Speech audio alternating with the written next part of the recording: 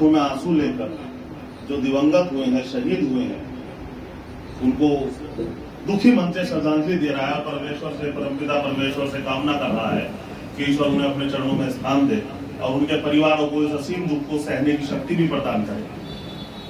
लेकिन साथियों, दुख की बात यह है कि बार बार इस तरह की घटनाएं होती हैं।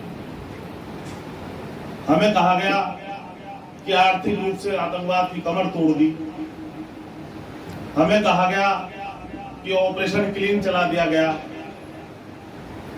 हमें कहा गया कि अब देश के लोगों को चिंता करने की कोई जरूरत नहीं है, कश्मीर का टूरिज्म आज आसमान छूना काम करेगा, आप सब लोग सुरक्षित है। और हम सब ने भरोसा किया, तमाम लोगों ने भरोसा किया और भरोसा करके अपने सह परिवारों के साथ, बच्चों के साथ कश्मीर जाके वहां का लुत्फ उठाने का काम करना प्रयास लोग कर रहे हैं। लेकिन हुआ क्या? जिस संस्था का सूत्रों के हवाले, कल मैं एक मीडिया चैनल पर देख रहा था हजरत, सूत्रों के हवाले से पता चला कि कोई टीआरएफ नाम का संगठन इस तरफ एक्टिव है, उसके द्वारा यह घटना की गई। मीडिया ने कहा कि सूत्रों ने बताया कि टीआरएफ ने घटना की है और एक चैनल ने बहुत सारी घटनाएं बताई जो 2020 से लेकर आज तक इसी संगठन के द्वारा लगातार की गई है। 5 साल से एक संगठन कश्मीर के अंदर इस तरह की घटनाएं कर रहा है, आपके घर में घुसता है, रेकी करता है और सुनियोजित षड्यंत्र के साथ हमला करके हमारे लोगों को कत्ल कर देता है, उनको खून बहाना काम होगा।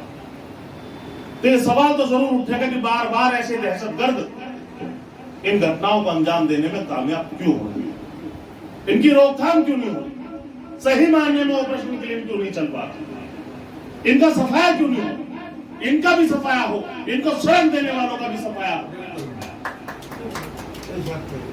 और मौके पर जहां ऐसे कत्लो गलत करने वाले लोग भी थे, वहां बहुत से कश्मीरियों की आंख में भी आंसू गया।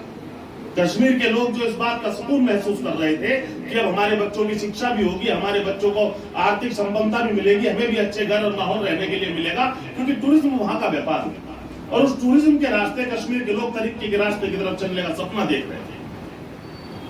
वो कत्ल गारत देखकर वो कश्मीर के लोग भी सहमत थे। जहां कत्ल करने वाले लोग थे, वहां उन घायल लोगों का हौसला बढ़ाने वाले, उन्हें सहारा देने वाले, उन्हें पानी देने वाले, उन्हें हॉस्पिटल ले जाने वाले, मीडिया से पता चला 26 लोग मारे गए, लेकिन जब वहां के लोग मदद के लिए उतरे, वो मृत्यु का आंकड़ा हो सकता और ज्यादा हो सकता था, लेकिन वहां मददगार लोगों ने बहुत घायल लोगों की जान बचाकर उन्हें अस्पताल तक पहुंचाना काम किया। उनका भी मैं धन्यवाद दूंगा, लेकिन उनका भी हौसला टूटा। लगाम लगाने की थी, उन्हें समाप्त करने की थी, और जब वो समाप्त नहीं कर पा रहे तो उन्हें जवाब तो देना पड़ेगा कि इस तरह की घटनाएं बार बार हमारे देश के लोगों को क्यों भुगतनी पड़ती। और देश की सरकार से भी मैं कहना चाहूंगा और भारतीय जनता पार्टी के लोगों से भी कहना चाहूंगा कि इस पर राजनीति ना करें। खून बहा हमारे देश के, हमारे लोगों का, हमारे बीच के लोगों का खून बहा, इस पर राजनीति ना करें।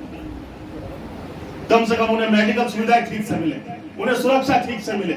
और जैसा हजरत ने मांग रखी, मैं भी उसी मांग को दोहराता हूँ कि जो लोग मारे गए हैं उनके परिवार को 1-1 करोड़ रुपए सरकार देने का काम करे, जो घायल हुए हैं उन्हें 20-20 लाख रुपए कम से कम देने का काम करे, और संख्या देश को बताए कितने लोगों की मृत्यु उसमें, वो संख्या ठीक से बताए। संख्या छुपाने से तमाम लोगों की मदद नहीं हो पाती, संख्या सही बताए।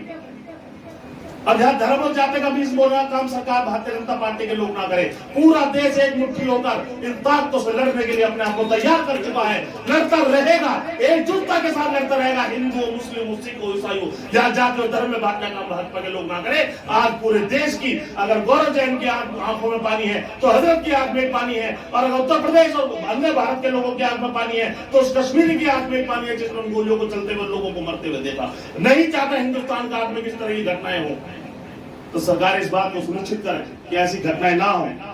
दिवंगतों को एक बार फिर मैं श्रद्धांजलि देते हुए ईश्वर से प्रार्थना करूंगा उन्हें अपने श्री चरणों में स्थान दें। घायल जो लोग हैं उन्हें शीर्ष स्वास्थ्य लाभ मिले और जिम्मेदारी तय हो। पूर्व में पुलवामा का हमला हुआ, आज तक जिम्मेदारी तय नहीं हो पाई कौन लोग जिम्मेदार थे, और आज फिर घटना हुई है, जिम्मेदारी तय हो। जो लोग जिम्मेदार हैं उन पर सख्त कार्रवाई हो, उनके परिणाम तक पहुंचाना काम सरकारी करें। धन्यवाद।